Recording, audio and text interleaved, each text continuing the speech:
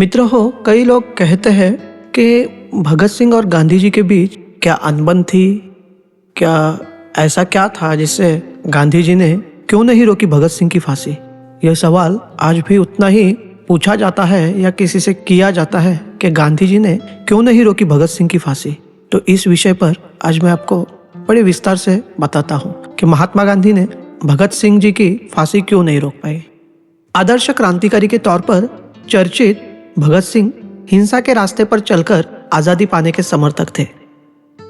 1907 में उनका जन्म हुआ, जब 38 साल के लोक सेवक मोहनदास करमचंद गांधी दक्षिण अफ्रीका में अहिंसक तरीके से संघर्ष करने का प्रयोग कर रहे थे। सत्याग्रह के अनुभव के साथ गांधी साल 1915 में भारत आए और देखते ही देखते वह भारत के राजनीतिक पटल पर छा गए। वहीं जवान हो रहे भगत सिंह ने हिंसक क्रांति का रास्ता अपनाया, लेकिन इन दोनों के बीच कई चीजें समान थी, जिनमें देश के सामान्य गरीबों के हितों को अहमियत देना शामिल था।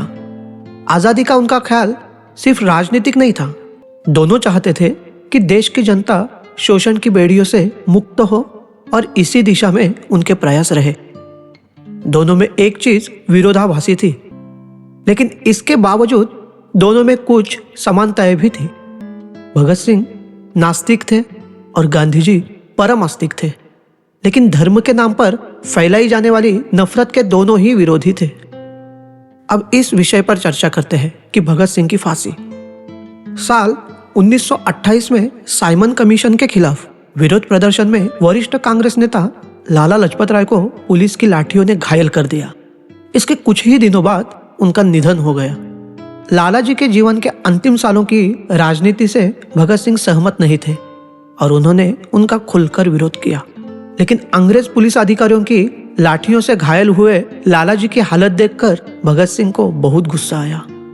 भगत सिंह ने इसका बदला लेने के लिए अपने साथियों के साथ मिलकर पुलिस सुपरिटेंडेंट स्कॉट की हत्या करने की योजना बनाई, लेकिन एक साथी की गलती की वजह से स्कॉट की जगह 21 साल के पुलिस अधिकारी सैंडर्स की हत्या हो गई। इस मामले में भगत सिंह पुलिस की गिरफ्त में नहीं आ सके, लेकिन कुछ समय बाद उन्होंने असेंबली सभा में बम फेंका। उस समय सरदार पटेल के बड़े भाई विठल भाई पटेल पहले भारतीय अध्यक्ष के तौर पर सभा की कार्यवाही का संचालन कर रहे थे। भगत सिंह जनहानि नहीं करना चाहते थे, लेकिन वह बहरी अंग्रेज सरकार के कानों तक देश की सच्चाई की गूंज पहुंचाना चाहते थे। बम फेंकने के बाद भगत सिंह और बटुकेश्वर दत्त भाग सकते थे, लेकिन उन्होंने अपनी गिरफ्तारी दे दी। गिरफ्तारी के वक्त भगत सिंह के पास उस वक्त उनकी रिवॉल्वर भी थी। कुछ समय बाद यह सिद्ध हुआ कि पुलिस अफसर सैंडर्स की हत्या में यही रिवॉल्वर इस्तेमाल हुई थी। इसलिए असेंबली सभा में बम फेंकने के मामले में पकड़े गए भगत सिंह को सैंडर्स की हत्या के गंभीर मामले में अभियुक्त बनाकर फांसी दी गई। अभी इस विषय में हम यह भी जानते हैं कि गांधी और सजा माफी। साल 1930 में दांडी कूच के बाद कांग्रेस और अंग्रेज सरकार के बीच संघर्ष जोरों पर था। इस बीच भारत की राज्य व्यवस्था में सुधार पर चर्चा के लिए ब्रिटेन सरकार ने अलग अलग नेताओं को गोलमेज सम्मेलन में हिस्सा लेने के लिए लंदन बुलाया। इस पहले गोलमेज सम्मेलन में गांधी जी और कांग्रेस ने हिस्सा नहीं लिया और यह सम्मेलन बेनतीजा रहा। दूसरे सम्मेलन में ब्रिटेन सरकार ने पहले सम्मेलन जैसी परिणति से बचने के लिए संघर्ष की जगह बातचीत के रास्ते पर चलने का फैसला किया। 17 फरवरी 1931 से वायसराय इरविन और गांधी जी के बीच बातचीत की शुरुआत हुई। इसके बाद 5 मार्च 1931 को दोनों के बीच समझौता हुआ। इस समझौते में अहिंसक तरीके से संघर्ष करने के दौरान पकड़े गए सभी कैदियों को छोड़ने की बात तय हुई, मगर राजकीय हत्या के मामले में फांसी की सजा पाने वाले भगत सिंह को माफी नहीं मिल पाई। भगत सिंह के अलावा तमाम दूसरे कैदियों को ऐसे मामलों में माफी नहीं मिल सकी। यहीं से विवाद की शुरुआत हुई। अब जानते हैं गांधी जी का विरोध। इस दौरान यह सवाल उठाया जाने लगा कि जिस समय भगत सिंह और उनके दूसरे साथियों को सजा दी जा रही है, तब ब्रिटेन सरकार के साथ समझौता कैसे किया जा सकता है। इस मसले से जुड़े सवालों के साथ हिंदुस्तान में अलग अलग जगहों पर पर्चे बांटे जाने लगे।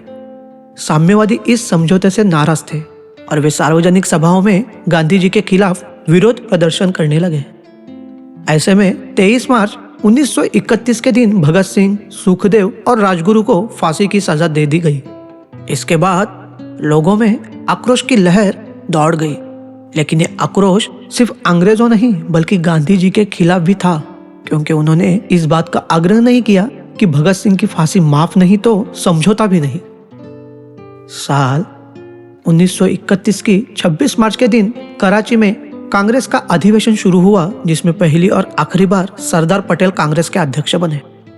25 मार्च को जब गांधी जी इस अधिवेशन में हिस्सा लेने के लिए वहां पहुंचे तो उनके खिलाफ विरोध प्रदर्शन किया गया। उनका स्वागत काले कपड़े से बने फूल और गांधी मुर्दाबाद, गांधी गो बैक जैसे नारों के साथ किया गया।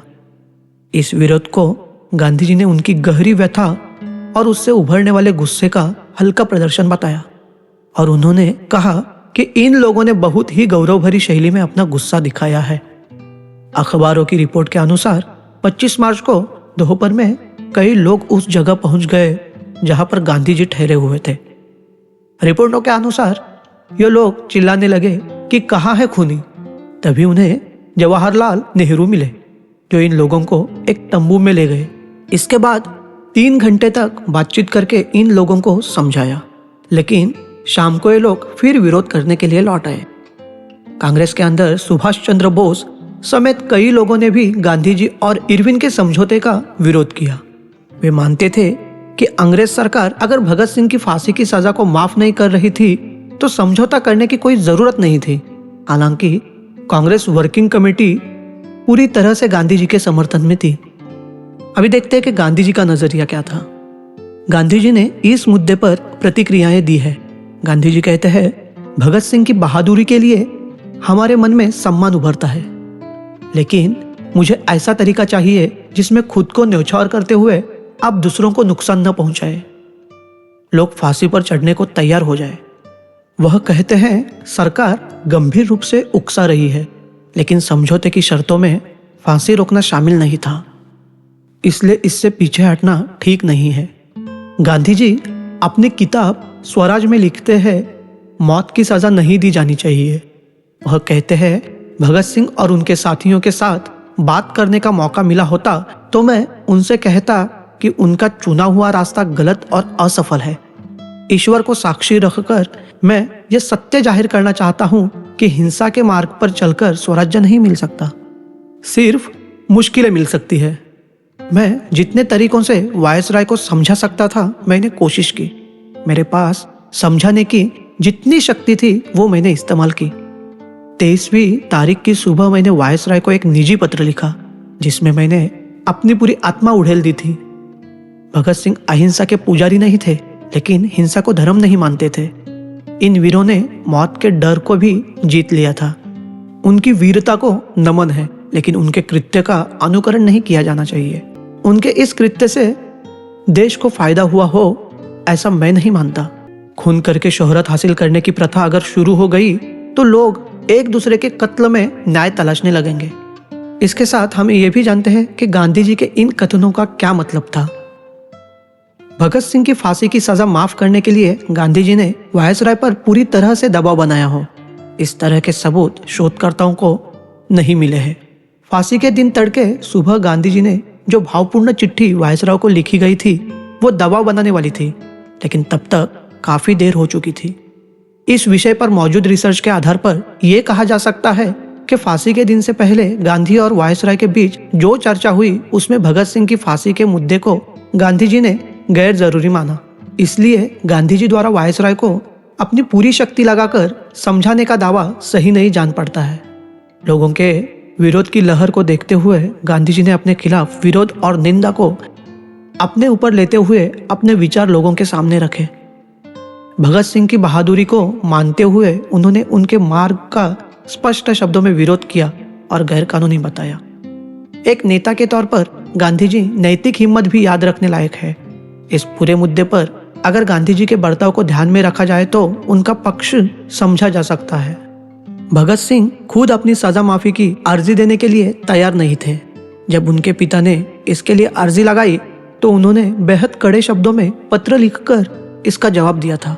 गांधी जी उनकी सजा माफ नहीं करा सके। इसे लेकर गांधी जी से भगत सिंह की नाराजगी से जुड़े साक्ष्य नहीं मिले हैं।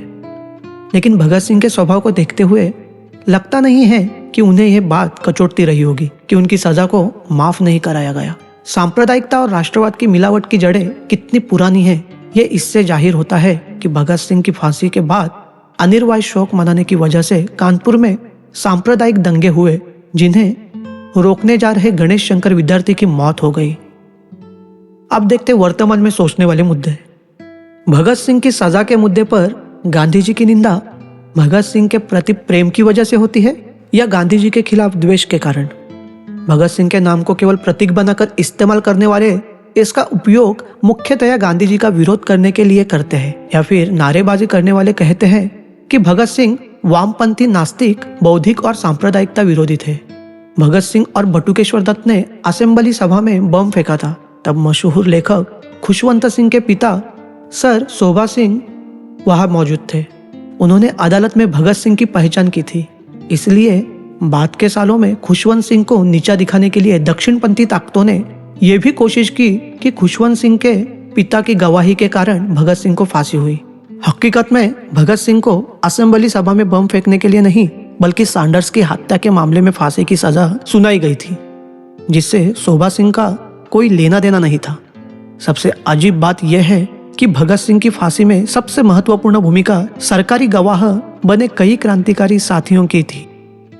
इनमें से एक जयगोपाल की गलती के कारण स्कॉट के बदले सैंडर्स की मौत हुई थी।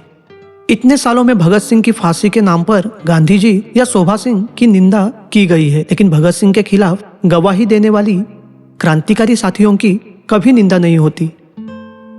महात्मा गांधी ने भगत सिंह की फांसी को रोका क्यों नहीं या उनकी सजा माफ क्यों नहीं की? तो ये थी पूरी चर्चा।